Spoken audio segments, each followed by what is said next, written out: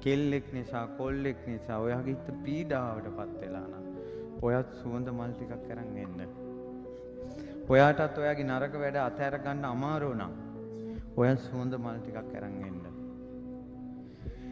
ඇවිල්ලා මහා කස්සප මහරහත් තමන්ට සිල් කැඩුනා, තමන් නරක කෙනෙක් කියලා හිතන්න එපා. ඔය සෑයට ඇවිල්ලා. සෑයට ඇවිල්ලා හිතන්න ස්වාමීනි මහා කස්සපයන් වහන්සේ ඔබ වහන්සේට රාගේ නැහැ. ඔබ වහන්සේගේ හිතේ පීඩාව නැහැ. ඔබ වහන්සේගේ හිතේ දැවිල්ල නැහැ. ඔබ වහන්සේගේ හිතේ අසහනය නැහැ. ඔබ වහන්සේගේ හිතේ අකීකරුකම නැහැ. කියලා අර තමන්ගේ අඩුපාඩු හිතන්න එපා. තමන් විඳින වේදනාව මහා කස්සප මුනිදුන්ට නෑ කියලා හිතලා මල් පුදන්න. පුදලා ඒ පින් බලයෙන් මටත් ඒ වාගේ ජීවිතයක් ලැබේවා කියලා පතන්න. ඔයාගේ අඩුපාඩු ගැන දුක් වෙන්න එපා. දුක් වෙන්න එපා. ඒකෙන් ඇති තේරුමක් නැහැ. ඔයාට වැරදි හදාගන්න බැරි එක ගැන දුක් වෙන්න එපා. වැඩක් නැහැ. පන්සිල් රකින්න බෑ කියලා දුක් වෙන්න එපා. වැඩක් නැහැ.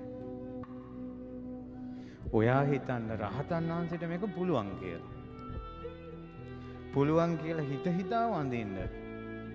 රාගේ නැහැ කිය වඳින්න රහතන් වහන්සේලාට.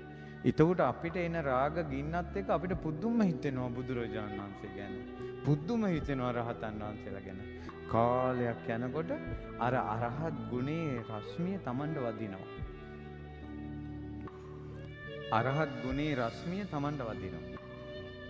දැන් බලන්න ඔයාට රාගයක් ආවට පස්සේ ඔයාගේ රාගේ වැඩි වෙන්න නම් අනිවාර්යෙන් රාගික දෙයක් බලන්නම ඕන. රාගික දෙයක් අහන්නම ඕන. රාගික දෙයක් හිතන්නම ඕන. බලන්න එතකොට රාගික සමාජයක් ඇසුරු කරනකොට ඔයාගේ රාගේ වැඩි වෙනවා. ඔයාට රාගේ අඩු කර ගන්න ඕනේ නම් රාගේ නැති කෙනෙක් දකින්න ඕන.